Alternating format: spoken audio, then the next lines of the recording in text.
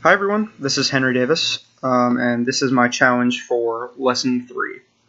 So, to begin, I chose the subject of my challenge to be Albert Einstein because the theme for this week was famous figures who are no longer with us, who are passed away. So, I figured Albert Einstein was a good reference for that. So, let's get started. So, the first thing I would do if I had actually drawn this picture, I pulled the images that I am using in this feature from stock photo websites, so they're all royalty free, just to make sure I confirm that. But the first thing I would have done if this were my image would be to desaturate it. So to do that, I would hit Control Shift and U, or I could just head up here to Image and go down to desaturate. But as I've already done it, it's not available right now. So the next thing I'm going to do is use the Levels tool to adjust the grayscale of this image. So again, that's also under Image Tools, Adjustments, and then Levels is the second or third one down. So I'm going to use that. So just to adjust a little bit, as you can see, as you drag this in here, the darks get darker, and then if you drag this back, the lights get lighter.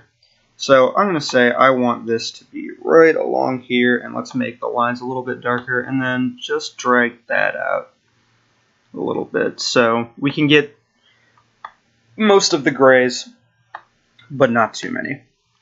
So it looks good. It looks like it's ready to be put over top of a different layer, and you could very clearly see what you're working with.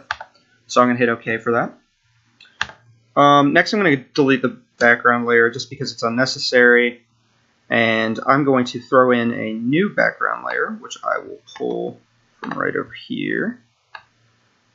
Just a vintage background, and bust that open again. And I'm going to make sure this fills the whole page.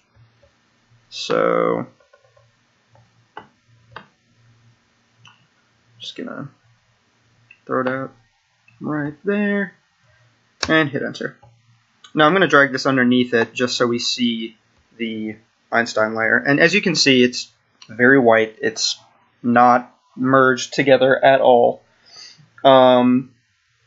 So I'm going to have to blend this together. And to do that, I'm going to go down here to blending modes, and I'm going to select multiply between these two. And that should... Oh, I had the wrong thing selected. There we go. That should blend the two images together, so there's no issue with this white background. You can just hit multiply, and there it is. Now it looks like the two are perfectly blended together. There's no difference between the two. Looks good. So next thing I'm going to do is I'm actually going to open a new file. Just do the defaults for that. And I'm going to create a logo for this out of this other stock image that I have. As you can see, it's very small. So for this, I don't want all of this information here. Actually, let me zoom in for you all. I don't want all of this information here. I just want to lasso and grab Einstein out of here. So I am going to just try and grab what I need from this.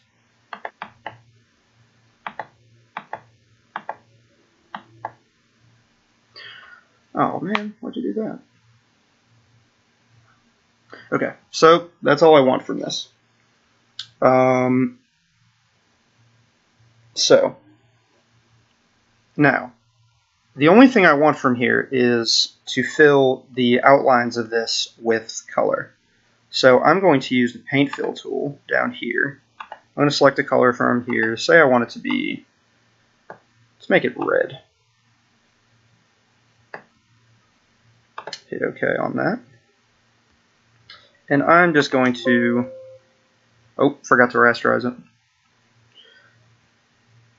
Yep. I want to do that.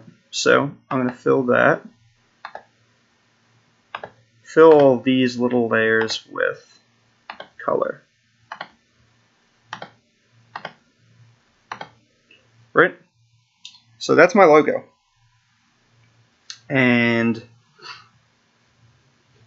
now to deselect this, I'm just going to hit Control D, and boom, we've got that. So now I'm going to move this. Whoops, actually I have to crop this first, don't I? Yeah, so I'm going to crop this part out. Come on, catch up with me.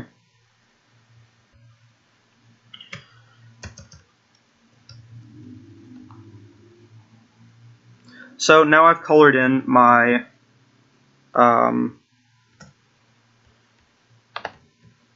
my tool, or my picture, and let's say I just want to move this into here. And we can change the dimensions if we want to. Okay, so we're going to hit Control T to resize this layer, because that is very big. And we're just going to throw this down in the corner over here. And we're going to do the same thing with the blending options that we did previously. So there's that. And there's my logo.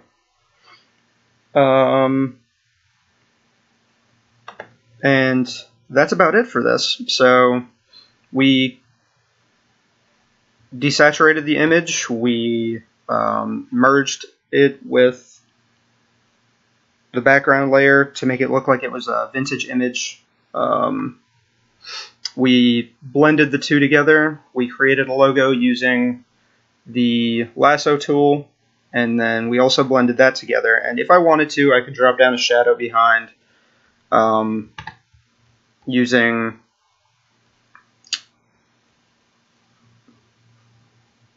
the blending options over here. And we could drop a shadow behind it if I wanted to. I don't think I want to for this layer, just because it has other text in it from the previous logo. But if I wanted to, I could do that. But yeah, this is my tutorial, and thank you for watching.